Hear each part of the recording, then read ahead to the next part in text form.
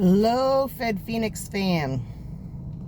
So, I managed to get back my old social media, my Facebook, but I still have not got control of my original YouTube channel. So I'm going to continue to work on that. But in the meantime, as mentioned before, this is my backup channel. Please, subscribe. Definitely hit the notifications bell if you want to see new content as it drops. If you would like to donate to the page, my Cash App is still the same as it was before prison.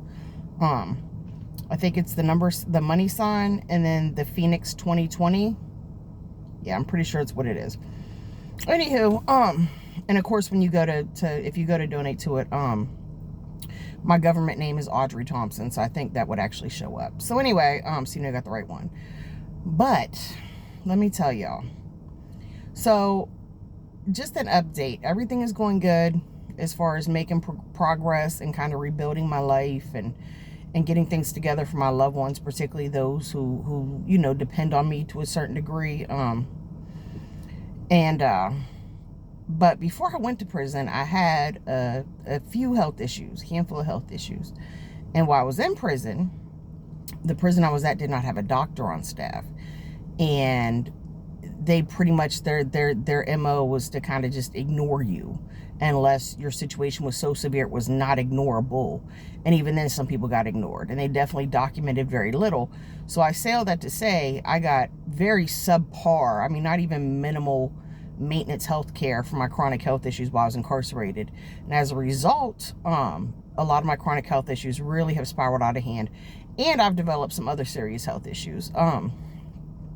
And so I'm dealing with that right now. I say all that to say that in the midst of trying to readjust and rebuild and refocus and deal with my own stuff, you know what I mean? I'm also sorting out a whole nother boatload of crap. And one of the things is, several of my health issues, are the severity they are, in all honesty, because of the fact that I'm a bigger person. And when I went to prison, I came out of prison 25 pounds heavier than when I went in.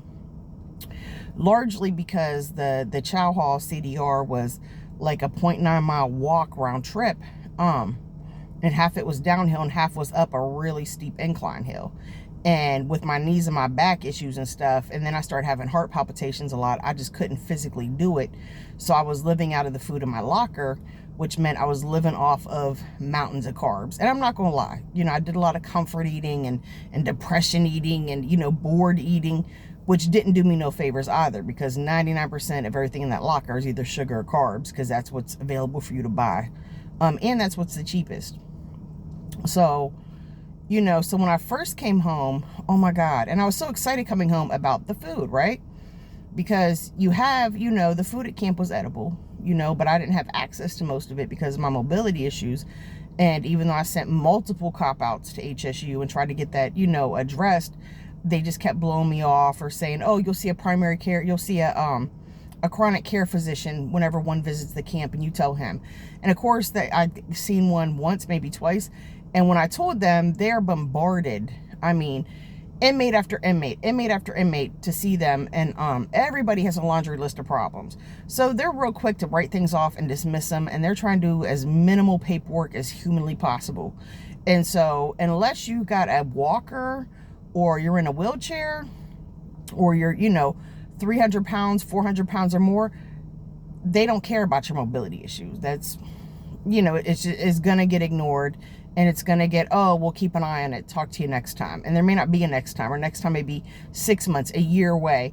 And no one keeps an eye on anything. So, so that definitely, and it's my fault too. I could have been more active. I could have, walked laps around my unit, which is a flat surface. I could have walked more laps around the rec yard, which was on the upper compound where the housing units are, and is a flat surface. And honestly, I just kind of told myself day by day, I just got to do what I got to do to get through this.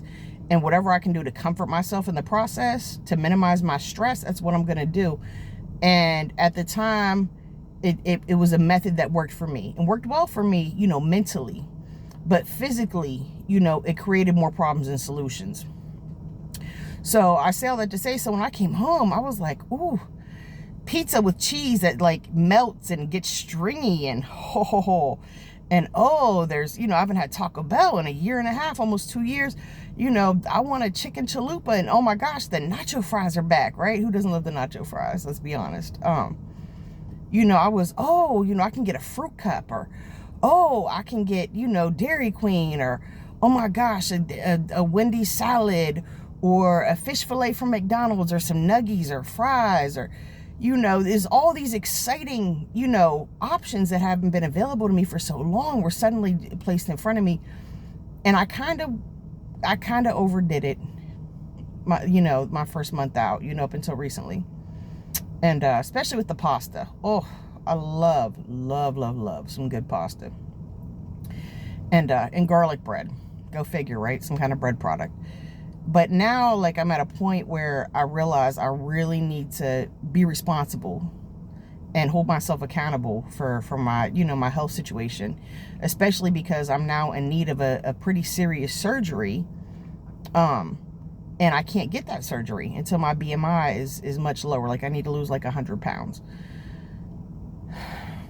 And so now it's almost like, those like chili, those chili like cookout taste off things or whatever, where it's like people who like chili go to them, or and they'll have like 200 kinds of chili, try them all and vote for your favorite. It's like that kind of thing. I'm like a chili lover at a chili cookout that can't have chili, or that can't eat beans, you know what I mean? And that's what it kind of feels like. Like, I'm like surrounded by all these foods and snacks and drinks and Starbucks and iced caramel coffees from McDonald's, all these things that I really, really enjoy, right? And all these things that I haven't even had access to for like almost a year and a half. But I have to keep it minimal, and I have to be responsible with portions, and I have to make it a rare treat, not a daily thing. And and that kind of sucks. It's unpleasant, but in the end, ultimately at this point, I'm trying to pursue putting myself in a better position health-wise. And, I got people, like I said, who depend on me. So I can't afford to be selfish. I can't afford to just say, hey, I can't get the surgery I need because I'm too big, but I really like snacks. So therefore, whatever happens. It is what it is. I can't do that because I have people who depend on me. And I have to be present and alive and capable. And really, me getting in better health would allow me to be more support and assistance, and just more present with these people. So I owe that to them. They didn't see me for a year and a half. And, and I have some fault in that, and they have no fault in that, none. And and I want to make up for lost time. And so this is what I need to do it. So, right now, amidst all the normal struggles, a little over a month home, I got a car, but now I need to save up to get an apartment. And, thankfully my driver's license didn't expire while I was incarcerated. I know for a lot of people, that's a huge hurdle when they get back in the free world. And thankfully my most important relationships, managed to withstand, my brief incarceration. So there's not a lot of patching up to do in my personal life or whatever. But, as I'm trying to get things together for myself and for those who have some level of, depending upon me, or who I just want to help, you know what I mean? There are people in my life who, they don't really need my help, but I want to give it. And so, I'm going to go out of my way to do that because it's what I want to do. It's what makes me happy, and it's what they deserve from me. But, in the midst of all that stuff, and, I've developed some anxiety, throughout this whole process. And I think really that started brewing the night my door got kicked in, years ago. Now it's been almost 4 years ago. And just all the up and down and craziness that has happened from then until now, till me getting out of prison, subsequent of that. So, and I'm in counseling, and I want to say that because if you are about to be incarcerated, get into some counseling when you come home, because a lot of things are going to be overwhelming and confusing. And it's good to have someone who's not a family or friend, who you ain't got to worry about violating your confidences, who has no stake in your situation, to just listen to you. Maybe give advice or insight, but mostly just to listen. So anyway, that's the most recent update on my situation, Fed Phoenix. You know, hopefully more of my subscribers from my original channel will discover this channel and subscribe to this one as well. I'm trying to get back control of my original channel. I don't know if that's actually going to pan out, but I'm continuing to pursue it. And, you know, whatever you're going through, whether you're pre-incarceration, post-incarceration, whether you're incarcerated and seeing this, I know some of you are, remember this is just a slice of your life. And if you're the loved one of someone in any of those journeys, this is just a slice of your life as well. And we're going to get through this because we have to. So, again, feel free to like if you like it. Feel free to share if you want to share it. Definitely please subscribe. If you hit notifications, hit all so you see new content as it drops. I promise I will start posting some prison stories. Everyone always is like, tell me a prison story, you know. So I guess it's like when you come back from war and everyone's like, tell me what happened over there, you know. But so I'll be making more content soon. I just wanted to drop a video real quick because it's been a while since I've done this, and I just want to keep things active. So I hope everyone's doing well, and I'll get back with y'all soon. So, and again, if you want to support the channel, the Cash App is the $sign and the Phoenix 2020. So thank you and have a blessed day.